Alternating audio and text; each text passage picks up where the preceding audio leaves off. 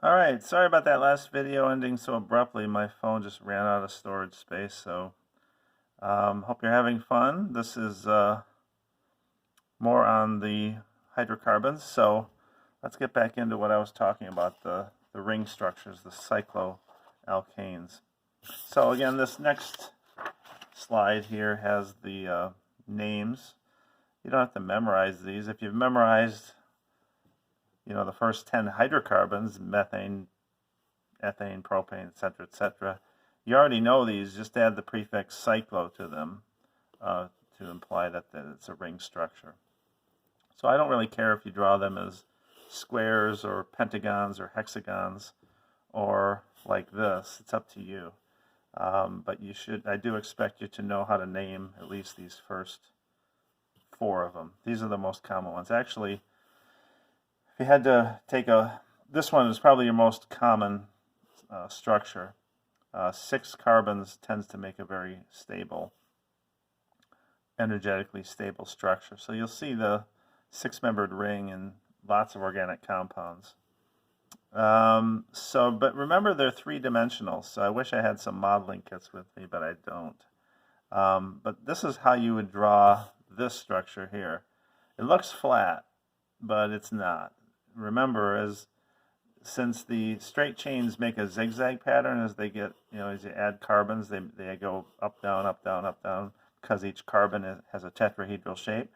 That still applies here in a ring structure, so you can see each carbon. This is sort of looking at this cyclohexane ring from the side, like imagine we were actually in the plane of the paper. We're looking at it from the side. This is what you'd see. You'd see what looks like a chair. We call this the chair structure of cyclohexane. All the bond angles are still 109.5 degrees. What's unique about this structure is that on each carbon there's 2 hydrogens, obviously, because it's C6H12. That's the formula. But I haven't drawn in the symbols for hydrogens just to show you what's going on here, the actual structure at each carbon. Each carbon has a hydrogen that points either straight up or straight down. You can see as you go around the ring, this would almost be like we're on this carbon here. That hydrogen points straight up in the air. That's called an axial hydrogen, A-X-I-A-L. This isn't really in your book. I'm just kind of giving you some more detail on this. We call this an equatorial hydrogen because it's in this is the equator of the molecules, this middle part around the middle. Let's see, this one here could be this one. You can see instead of pointing up, this one's pointing down, then it goes up, down, around the ring. And then on each carbon you also have an equatorial hydrogen, so this one's kind of pointing down, this one's kind of pointing up at a slight angle, down at a slight angle, up, down, up, around the ring we go. So that's what cyclohexane is, and they all kind of have that structure. But this one being so common in organic molecules, we tend to concentrate on it a little bit more. But, you don't have to draw it this way. That's just for your enjoyment. So let's go on and let's just review a little bit of the reactions that these saturated hydrocarbons undergo. Of course, you can burn them. So any carbon fuel you burn, you're going to make CO2 and water.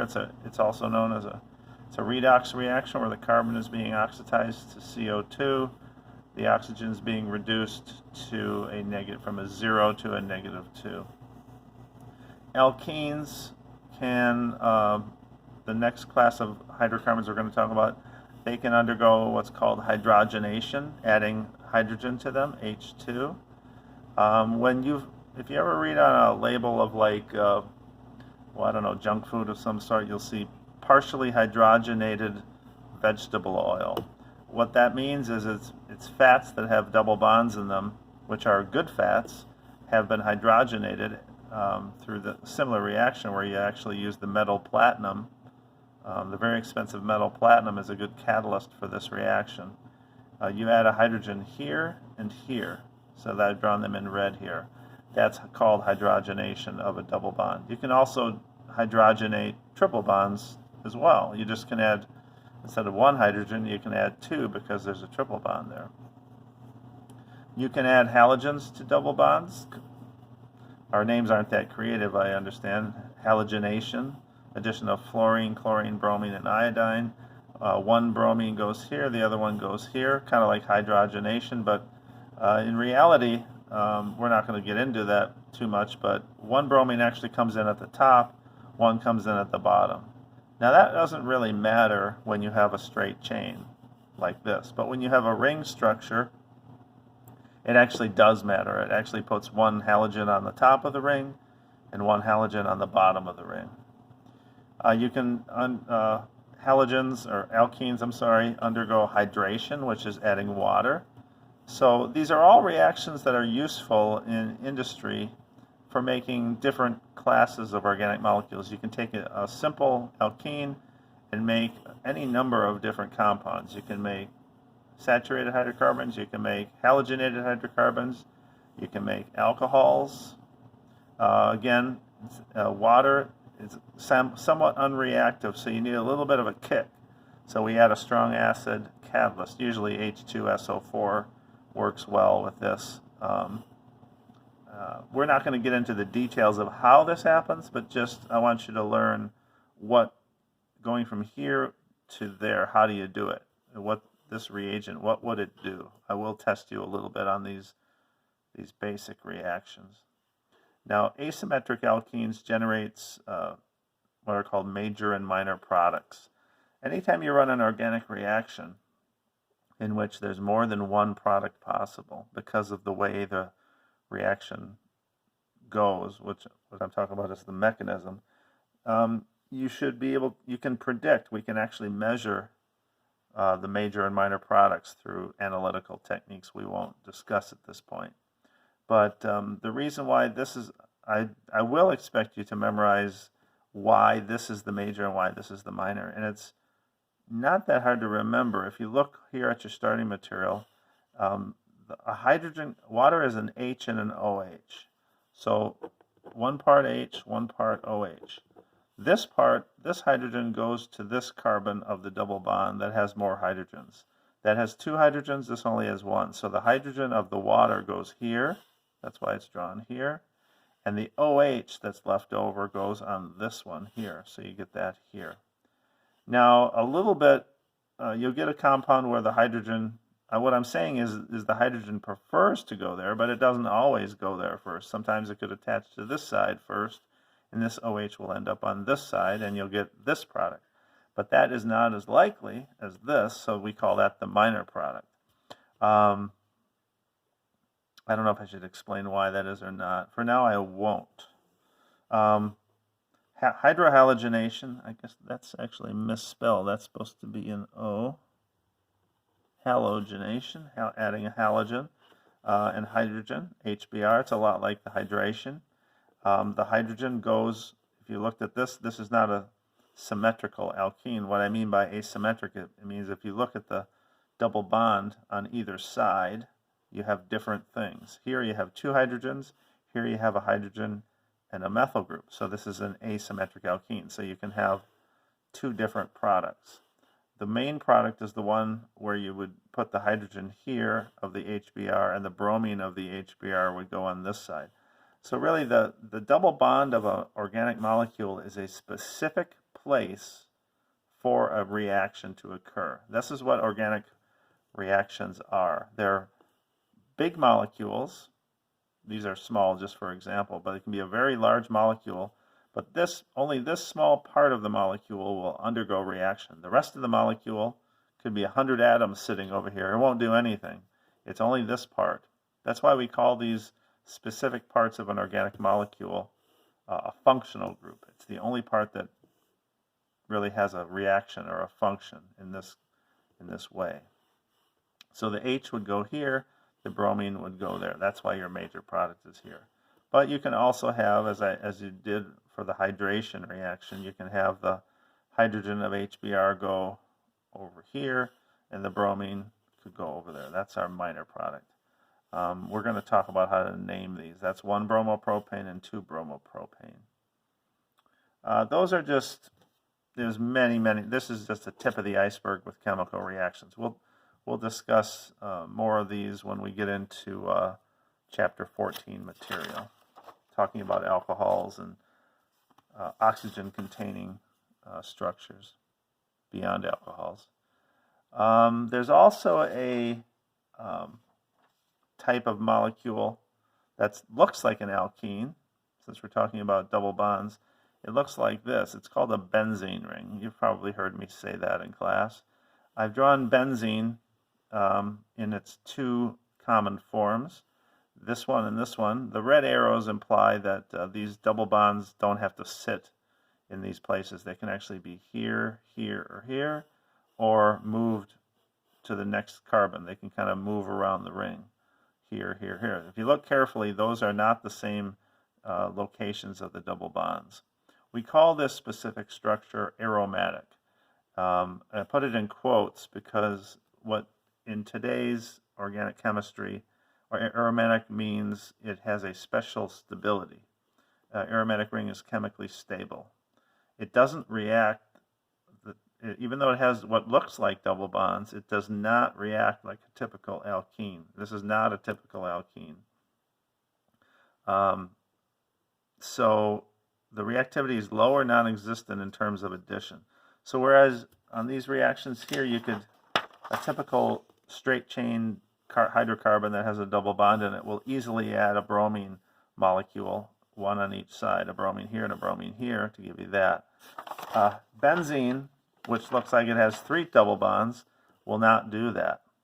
Why is that? It's because this structure is very energetically stable. It's happy being a benzene ring. It takes very special conditions to cause it to react, which we won't really go into at this point. All I will say is the way benzene reacts is by not by substitution, but by addition. Actually, not by addition, but by substitution. You actually replace these hydrogens with something else. There's a hydrogen on each one of these points. So this is a sort of a line angle drawing of a ring. Each point here is a hydrogen. So the formula for benzene is I'm sorry, I'm off the screen there. The formula for benzene is C6, 1, 2, 3, 4, 5, 6, H6. There's only one hydrogen on each carbon. If you look carefully here at this structure or that, you can see why. This is a carbon. It already has, in this direction, a double bond, and in this direction, a single bond. So it only has room for one more bond here. In this one, they're all the same. They only have room for one more bond. If you look carefully, you'll see that each carbon now, where it changes direction, has 4 lines around it, 4 bonds, 8 valence, 8 electrons. That's all hydrogen. That's all carbon can handle. So all that happens in reactions of benzene is you replace a hydrogen with something else. That's called substitution. But these are not really double bonds. It's kind of a mix between a single and a double bond. That's why you'll see me draw benzene like this. Instead of alternating double and single bonds here or here, you combine those into one structure, you get this thing. The circle implies that the double bond can be on any of the 6 carbons. So that's why they draw it like a circle.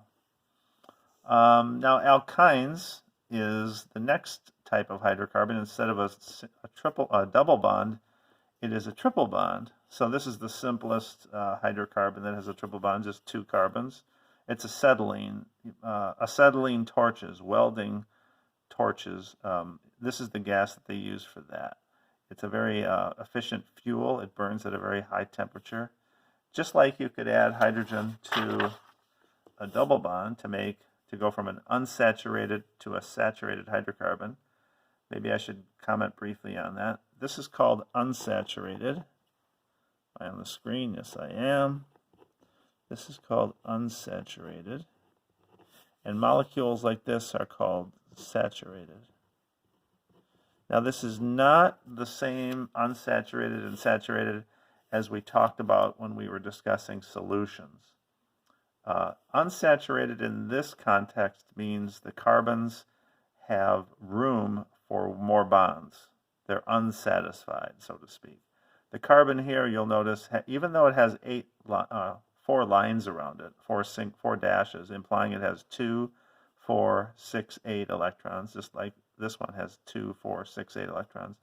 It has room for one more bond because, as you know, carbon can hold up to 4 bonds around it. So if it only has 3 here, it has room for one more here, and this carbon only has 3 bonds around it. Now, again, you might be saying, oh, no, it has 4. No, this is a direction. This is a double bond. It has 3. What I'm saying is, like when we were talking about geometric shapes, VS EPR theory, a trigonoplanar carbon has 3 directions right here, you'll see. So it has room for one more bond, like this, to go from 3 directions where bonds are to 4 directions. 1, 2, 3, 4. That's why we call it unsaturated. Saturated means carbon can't go any higher. You can't have any more bonds around carbon. So this is a fully saturated hydrocarbon. So just like that, alkene adds 1 mole of H2. Alkynes can actually add 2 moles of H2. The first one will convert an alkyne. Notice the ending of the word. Instead of ENE for alkene, it ends in YNE. That's how we distinguish in organic chemistry between different types of molecules, between different functional groups. We change the last 3 or 4 letters of the chemical's name. So the first one adds across the double bond. You get an H here and an H here to go there, but you still have a double bond. And then you can add 1 more mole of hydrogen to put a H here and an H here, and then the double bond is broken, and you get the fully saturated hydrocarbon. That's unsaturated, like that's unsaturated, but this is saturated. So we go from acetylene to what's called ethane. Compare this to the hydrogenation of benzene. If you just take benzene, as I've said, in the same conditions as this, there's no reaction, or it's really slow even at high temperature. If you took them out, the only way you can have a benzene ring involved in a hydrogenation reaction is to actually have a side chain. This is called the substituent of benzene on the benzene ring. That will undergo hydrogenation. That's actually the molecule styrene. You know, polystyrene, styrofoam is made of is a polymer that's made up of this building block. Repeat this unit over and over attached to itself, you get styrofoam, polystyrene. But again, the same conditions. Platinum is the catalyst, makes the reaction go a lot faster, and you add a hydrogen here and here.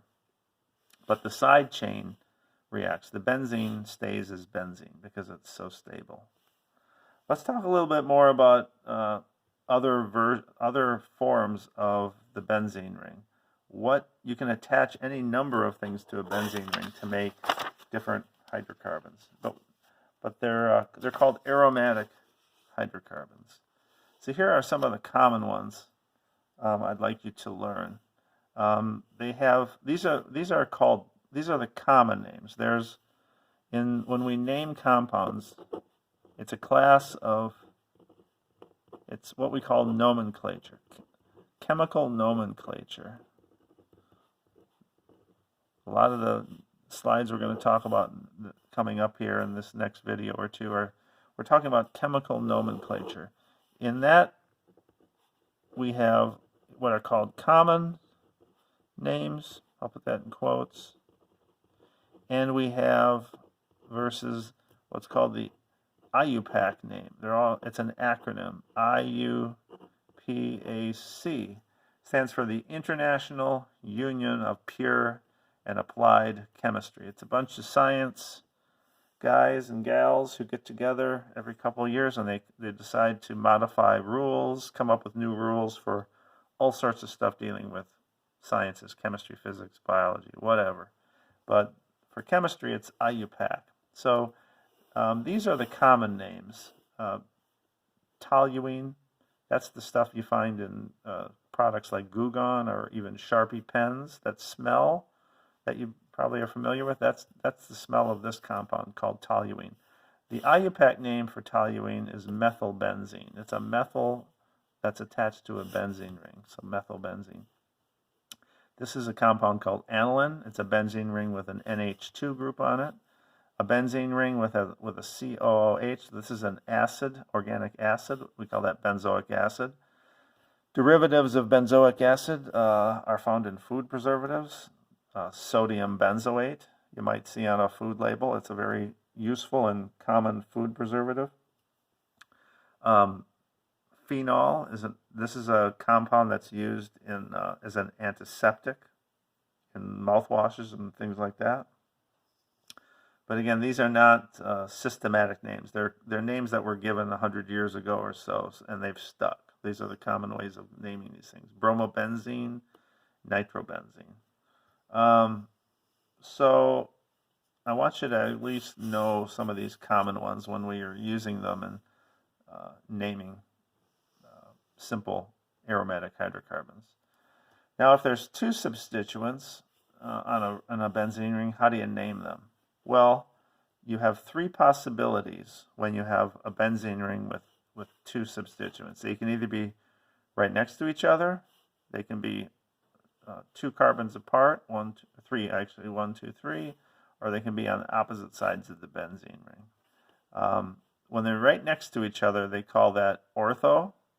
So these are two different ways of naming these compounds. Either you can call it ortho-dibromobenzene, put this prefix in front of the word where the 1, 2 is, or you call it 1,2-dibromobenzene. The 1 and the 2 mean that you can call this the 1 position if you want, and that's the 2 position.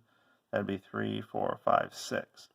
It doesn't matter in this case, they're both the same. So that could be 1, that would be 2, or this could be 1, that would be 2. It doesn't matter in this case. 1, 2 means they're right next to each other on the ring. This could be the 1 position, so that's 1 bromo, and this is the 2nd, 3rd position. So we number the ring either clockwise or counterclockwise. In this case, it would matter on how you go around the ring, because if you went counterclockwise, this would be the 1, 2, 3, 4. This would be the 5 position. It's always best when you're numbering rings to give the lowest possible numbers. So numbering it like this in a clockwise direction is the preferred way to number it. You might be asking, why do we need numbers? Well, if I just said, go get me some dibromobenzene off the shelf, and you knew chemistry real well, you'd say, well, do you want the 1, 2, the 1, 3, or the 1, 4 isomer? They all are different molecules. Even though they all have the same atoms, they have different properties, different boiling points, different densities, they have different chemical reactivity. They all have the same molecular weight, however, because they have the same numbers of carbons and bromines. If you wanted to write the molecular formula for all these out, how would you do that? Well, you'd take, so again, you should know how to read these. Each one of these points here stands for a carbon, so it has 6 carbons, C6. We usually write the halogens last. We write carbon first, then the number of hydrogens. How many hydrogens are in these molecules? They're all the same. There's no hydrogens here because that carbon already has all 4 bonding places taken up. 1 here, and 2 there. There's your 4. It doesn't have a hydrogen, but this one does. There's a hydrogen here, because now you see that carbon, which is at the point, there's a bond there. 1, 2, 3, 4.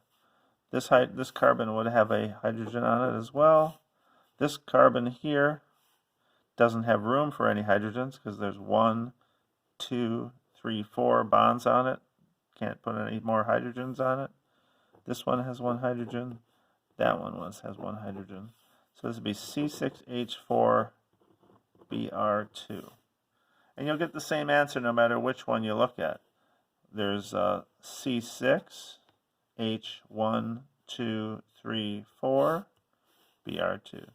C6H1, 2, 3, 4, Br2. All the same molecular formula, same mass. But getting back to what I was saying, they all have different densities and boiling points. So they're different molecules with different names. If you have a different name, you are a different molecule. But I could call this one ortho-dibromobenzene, meta-dibromobenzene, meaning there's one carbon in between them, or para, meaning opposite sides. Sometimes you'll have aromatic hydrocarbons that have a benzene ring in which you have two different atoms on them. Could be two different halogens here. Could be a halogen and a methyl group. Could be what's called a nitro group, NO2, and a methyl group. How do we name these? Well, in this case, you can't use you can use the ortho, meta, and para substitution, but you have to name each one, obviously, and you put them in alphabetical order. Bromine starts with B, comes before chloro, which starts with C. So you give that the one position because it takes priority. It comes first, so we call that number 1. This would be carbon 2, 3, 4. In this case, it doesn't matter which way you number, left counterclockwise or clockwise. You get the same answer. At the 1 position, there's a bromo. At the 4th position around the ring, you have a chloro. That's what we're talking about here. You notice how I put, it's very important to remember this, in between a number, which is telling you the position of something, and a letter, you always put a dash. A letter and a number, you put a dash between them. A number and a letter, you put a dash. There'll be other structures like this one where you have numbers in a row. You put commas in between the numbers and a dash between a number and a letter. So this could be called 1-bromo-4-chlorobenzene. Notice I don't put a dash between the chloro and the benzene. Once you've named whatever's attached to the ring, again, these are called substituents. Once you've named them, you don't need to put another dash. Just put the name of the parent hydrocarbon, benzene. So when you're naming organic compounds, really what you're doing is you're trying to find the main structure. What's the most important? What's the structure based on? And all these, they're based on benzene. They're just derivatives of benzene. So that comes last when you name it. That's at the end of the word.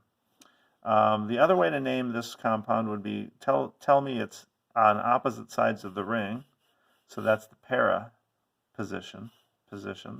And you can spell it out, or you just give me the P, and it's usually in italics, like cursive writing, little lowercase p dash bromochlorobenzene. The order of the substituents is still following the alphabetical order. Here you have substituents that starts with C and ones that starts with M. So again, this would you could alphabetize it, or the more common way is you would say, well, this I recognize without the chlorine is toluene. That's one of these main hydrocarbons. It's such a common group that we call anything that looks like that or has a methyl group on a benzene ring, we call that toluene. So all this molecule is a derivative of benzene. So that really gets the 1 position. 1, 2, 3, 4. At the 4th position around the ring, you have a chlorine, chloro, toluene. So notice we don't call it chloride, we call it chloro. We take the name chlorine, drop the INE, and add O, chloro, toluene. Just like bromine becomes bromo with an O. If there's a fluorine, it would become fluoro. If there's an iodine atom, capital I, it would be iodo, I-O-D-O, to indicate that it's a substituent. I'm coming up on 30 minutes here, so I'm going to end this video in a little bit here. Let me just finish this last few examples here. So again, that would be 4-chlorotoluene. Let's see, there's always more than one correct name for these. You could call this one actually, if you want to name it according to the modern IUPAC system, it would be methylbenzene. So methyl starts with M, that starts with chlorine. So you could actually call this 1-chloro 4-methylbenzene. Notice I came up with that because this C comes before M alphabetically. Therefore, I'd give this the 1 position, and this would be the 4 position. 1, 2, 3, 4, or 1, 2, 3, 4. It doesn't matter which way you number in this particular case. Sometimes it does, though. Depends if you go clockwise or counterclockwise. So the numbering scheme is a little confusing on these because it depends on if you're just using the IUPAC system or if you're using these common parent hydrocarbon names. So my phone's telling me this video is almost being reached, so I'm going to end with this example here. This is TNT, it's explosive. It comes from the acronym trinitrotoluene.